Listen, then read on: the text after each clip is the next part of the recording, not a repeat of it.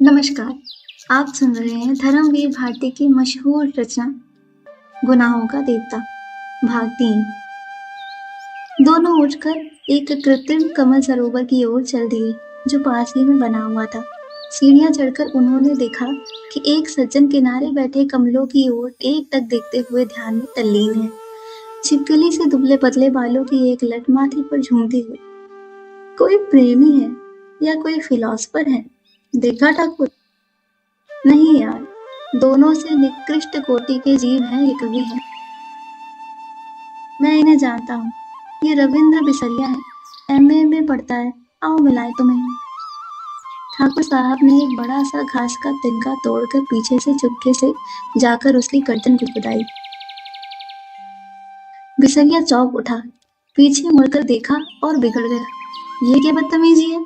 ठाकुर साहब, मैं कितने गंभीर विचारों में डूबा था। और सहसा बड़े विचित्र स्वर में आंखें बंद कर बिसरिया बोला, आह, कैसा मनोरम प्रभात है। मेरी आत्मा में घोर अनुभूति हो रही थी।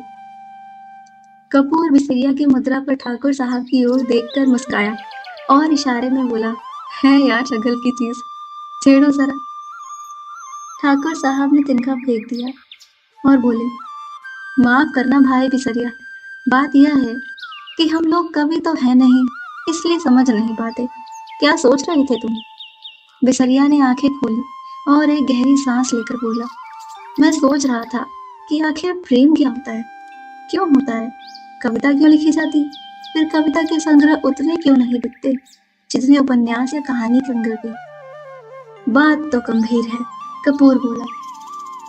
जहां तक मैंने समझा और पढ़ा है, प्रेम एक तरह की बीमारी होती है, मानसिक बीमारी, जो मौसम बदलने के दिनों में होती है, मसलन क्वार, कार्तिक या फागुन, चैत। उसका संबंध रीढ़ की हड्डी से होता है और कविता एक तरह का सन्निपात होता है। मेरा मतलब आप समझ रहे होंगे मिस्टर सिबरिया। सिबरिया नहीं, बिसरिया, ठाकुर साहब ने टोका।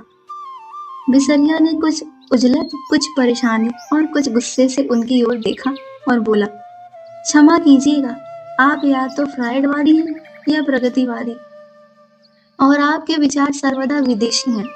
मैं इस तरह के विचारों से घृणा करता हूँ। कपूर कुछ जवाब देने ही वाला था कि ठाकुर साहब बोले, अरे भाई, बेकार उलझ गए तुम लोग, पहले परिचय तो कर लो आपस में।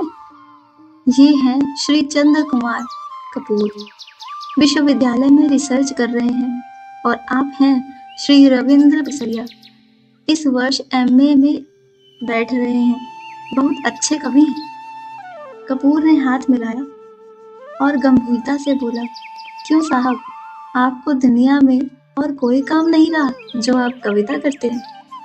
बिसरिया ने ठाकुर साहब की ओर देखा और बोला, ठाकुर साहब, यह मेरा अपमान है, मैं इस तरह के सवालों का आदी नहीं हूँ।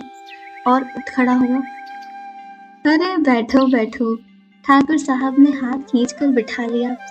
देखो कपूर का मतलब तुम समझे नहीं। उसका कहना यह है कि तुम्हें इतनी प्रतिभा है कि लोग तुम्हारी प्रतिभा का आदर करना नहीं जानते, इसलिए उन्होंने सहानुभूति में तुमसे कहा कि तुम कोई और काम क्यों नहीं करते, वरना कपूर साहब तुम्हारी कविता के बहुत शौकीन हैं, मुझसे बराबर तारीफ करते हैं।